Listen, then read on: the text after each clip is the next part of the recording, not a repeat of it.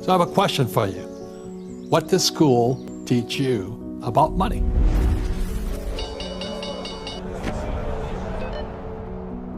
So when I'm 9 years old, I'm sitting in the 4th grade, and I asked my teacher, I said, hey, when are we gonna learn about money? And my teacher smiled and she said, we don't teach the subject of money in school. Like I could almost hear her saying what my pastor would say, the love of money is the root of all evil. And I said, well, it may be evil to you, but it's not evil to me. I want to learn how to make money. So I'd go home to see my poor dad. He's the head of education. And I said, when do we learn about money at school? And my dad says to me, we don't teach money at school. And I said, why not? He says, well, the government won't let me. I'm going, why doesn't the government teach us about money? So the question kept haunting me, why don't we teach the subject of money at school? And that's where it started.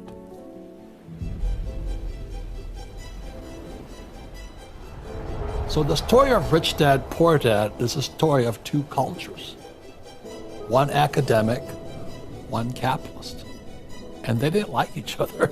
Here's my poor dad, who was an academic elite, and my rich dad who says, you have to learn how to sell.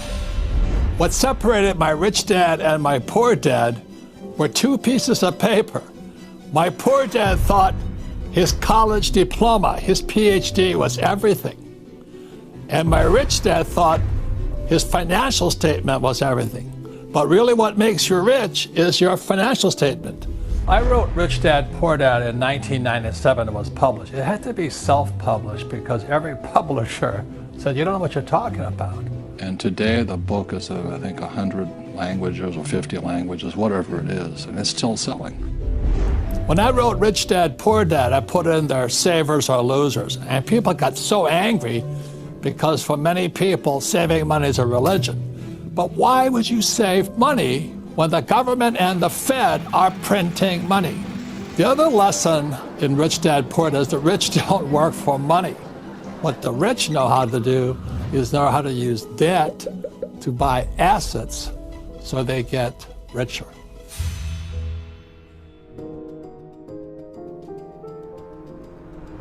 In 1967, I hitchhiked from New York, where I was in school, and I went to Montreal, Canada for Expo 67, the World's Fair in the Future. And the reason I went to Expo 67 was because one of my father's favorite teachers, Poor Dad's favorite teacher, was R. Buckminster Fuller. And Buckminster Fuller had built the geodesic dome, which was a U.S. pavilion at Expo 67. So in 1981, Fuller put on a seminar in Kirkwood, California, near Lake Tahoe. It was called The Future of Business. And he asked our class, what does God want done? In 1994, Robert and I were financially free. And the beauty of that, the real beauty behind all of that, was that for the first time, we actually had the luxury to ask ourselves, what is it we really want to do with our lives? So instead of us traveling all over the world, telling people what we did, we thought, wouldn't it be cool if we could create a tool, an artifact, something that could teach people exactly what we did to get out of the rat race of life and become financially free. And we created the cash flow board game. So we created a board game called Cash Flow. It kind of tricks you a little bit because you don't even realize you're learning, but you're playing this fun game and you're learning about money and investing. And basically what we found out is people all over the world in countries everywhere were getting together on a regular basis and playing the cash flow game and teaching each other financial literacy.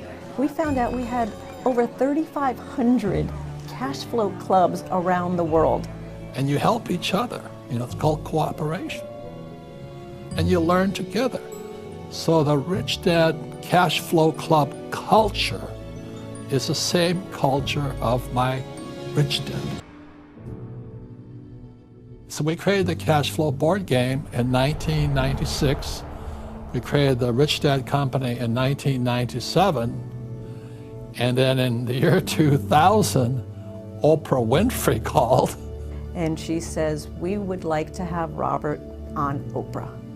And my heart was like beating so fast. So suddenly, I go from nobody knew who I was.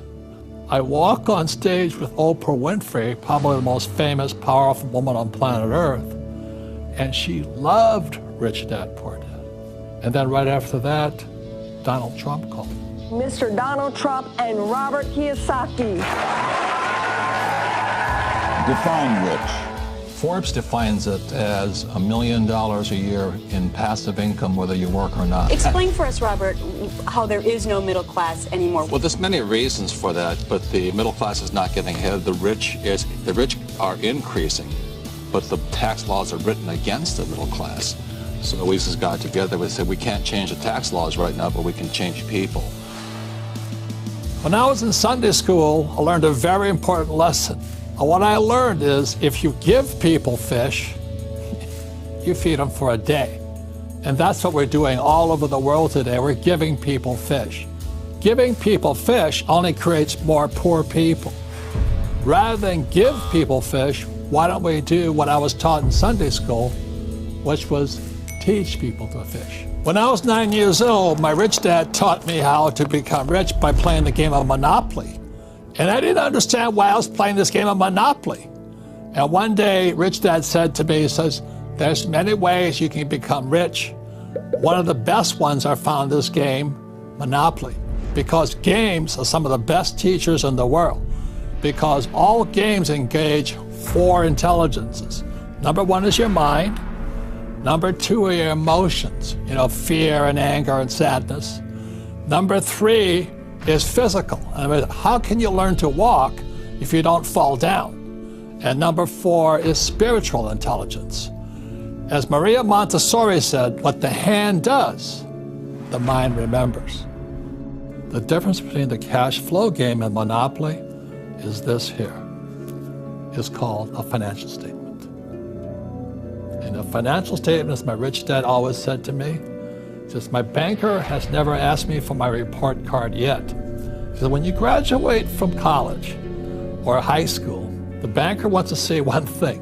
They want to see your financial statement. Most people don't even know what a financial statement is, let alone how to read one. If you don't know where you stand financially, you don't know where your cash is coming from or going, it makes it very difficult to succeed in the real world.